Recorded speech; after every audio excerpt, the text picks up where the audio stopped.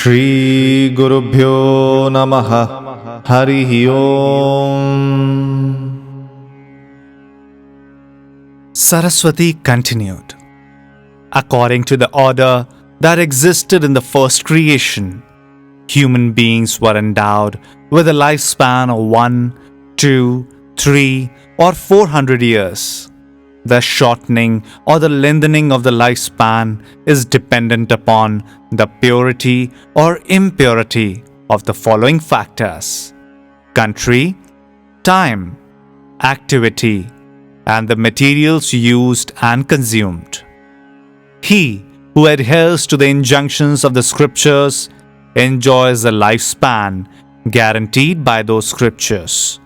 Thus, the person lives a long or short life and reaches its end.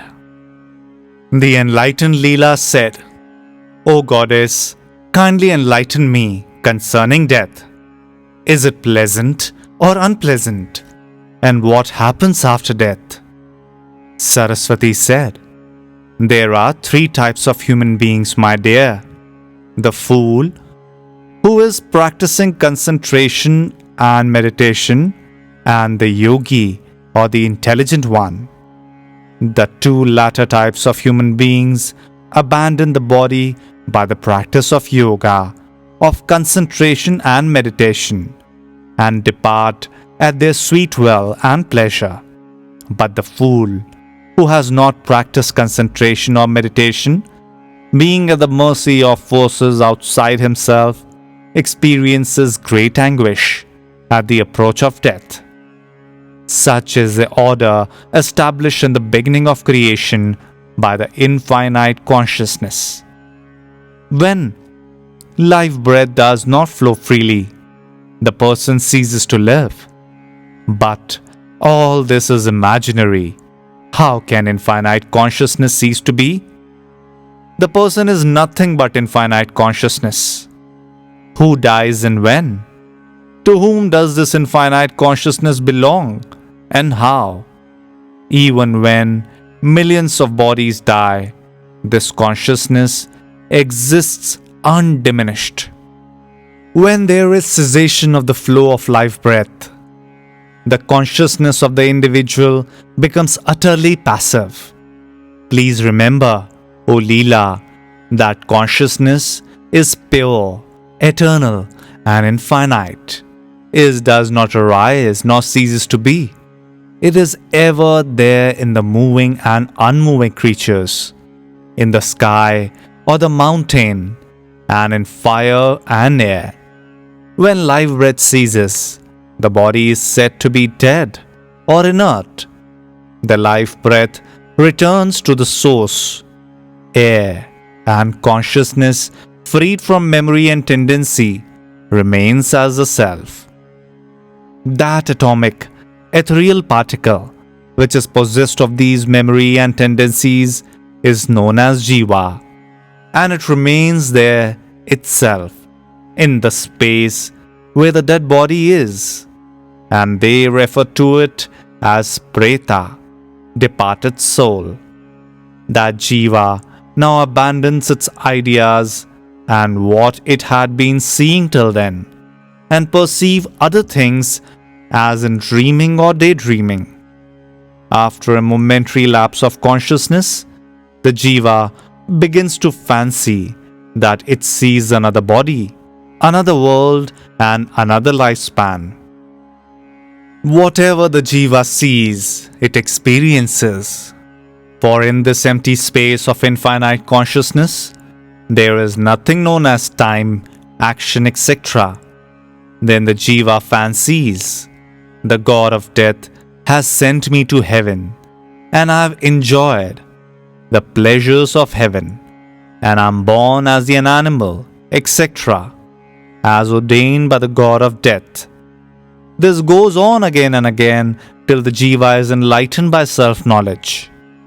The mountains, forest, the earth and the sky, all these are but infinite consciousness. That alone is the very being of all, the reality in all, and hence, in the very beginning, that pure infinite consciousness appeared to become whatever form it took whenever it manifested itself. Till now, it continues to be so. When the life breath enters into the bodies and begins to vibrate the various parts of the bodies, it is said that those bodies are living. Such living bodies exist right in the beginning of creation. When those bodies into which the life breath has entered did not vibrate, they are known as trees and plants. It is indeed a small part of the infinite consciousness that becomes the intelligence in these bodies. The intelligence entered into the bodies brings into being different organs like eyes. When the intelligence, which is part of the infinite consciousness, fancied itself to be a tree, it became a tree, or a rock, it became a rock, or glass, it became grass. There is no distinction between the sentient and the insentient, between the intelligent and the inert. There is no difference at all in the essence of substances, for the infinite consciousness is present everywhere equally. The differences are only due to intelligence identifying itself as different substances. The same infinite consciousness is known by different names in these different substances. In the same way, it is the same infinite consciousness that the intelligence identifies as the worms, ants, and birds. In it, there is no comparison, nor a sense of difference. Just as the people living in the North Pole do not know and therefore do not contrast themselves with the people of the South Pole. Each independent substance, identified as such by this intelligence, exists by itself, without distinction from other substances.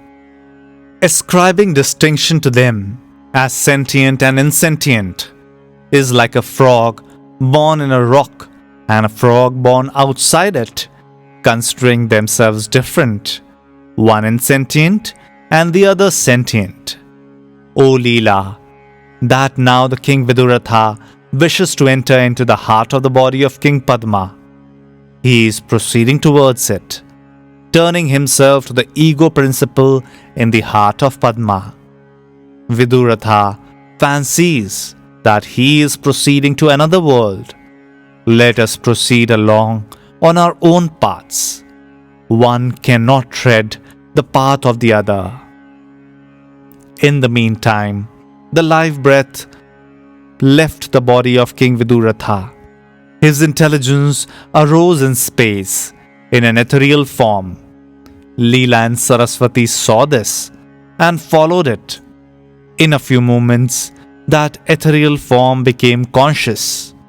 When the period of post-mortem unconsciousness came to an end, Leela and Saraswati re-entered that beautiful palace and the room in which the embalmed body of Padma had been kept. All the royal attendants were fast asleep. There, seated near the body of King Padma, they saw the second Leela, who was devoutly fanning the king, but she did not see them. Rama asked. It was said that the first Leela had temporarily left her body near the king and travelled with Saraswati in an ethereal body. But now the first Leela's body is not mentioned at all. Vasishtha replied, when the first Leela became enlightened, the egotistic fancy of her ethereal, real being abandoned its link with the gross physical form, and it melted away like snow. In fact, it was Leela's ignorant fancy that made it appear as if she had a physical body.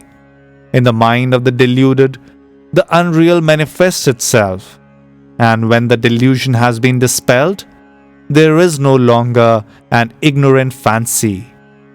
This fanciful conviction that the unreal is real is deep rooted by repetitive imagination. Even without destroying it, one can move from one ethereal body to another.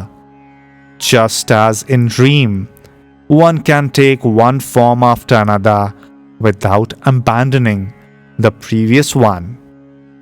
The yogi's body is truly invisible, ethereal, even though it appears to be visible in the eyes of the ignorant beholder.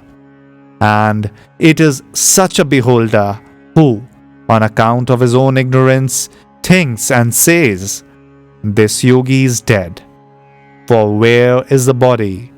What exists and what dies? That which is only delusion vanished.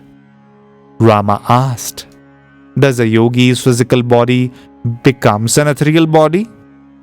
Vasishtha replied, "How many times have I told you, O Rama, yet you do not grasp it? The ethereal body alone is. By persistent fancy, it appears to be linked to a physical body. Just as an ignorant man who thinks he is the physical body, when he dies and the body is cremated, has a subtle body, even so, the yogi, on being enlightened while living, has an ethereal body." In the meantime, Saraswati restrained Viduratha's jiva from entering into the body of King Padma. The enlightened Leela asked Saraswati, "O goddess, from the time I sat here in contemplation till now, how much time has elapsed?" Saraswati replied, "Dear one, it is a month since you entered into contemplation. During the first 15 days, your body, on account of the great heat generated by pranayama, became vaporized. Then it became like a dry leaf and fell down. Then it became rigid and cold. The ministers thought that you had died on your own accord and cremated the body. Now, on account of your own wish, you appear here in your ethereal body. In you, there are no memories of past life, nor latent tendencies brought forward from previous incarnation. For when the intelligence is established in the conviction of its ethereal nature, the body is forgotten, even as in youth one forgets life as a fetus. Today is the 31st day and you are here. Come, let us reveal ourselves to the other Leela." When the second Leela saw them before her, she fell at their feet and worshipped them. Saraswati asked her, "Tell us how you came here." The second Leela replied, "When I fainted in the palace of Viduratha, I did not know anything for some time.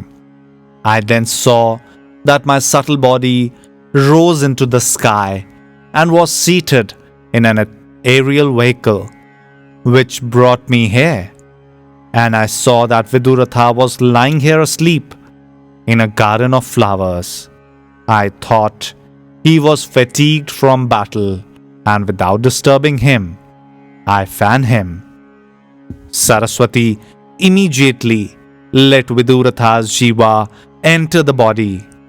The king at once awoke as if from a slumber.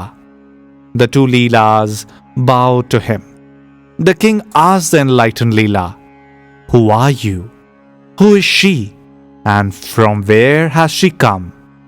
The enlightened Leela replied, "Lord, I am your wife in your previous incarnation and your constant companion, even as a word and its meaning are. This Leela is your other wife. She is my own reflection, created by me for your pleasure. And she who is seated on the golden yonder throne is the goddess Saraswati herself. She is present here on account of our great good fortune." Hearing this, the king sat up and saluted Saraswati. Saraswati blessed him with long life, wealth, and so on, and enlightenment. Thus is the story of Leela, O Rama, which I have narrated in detail to you. Contemplation of this story will remove from your mind the least faith in the reality of what is perceived. With this, we've finished today's chapter. See you again.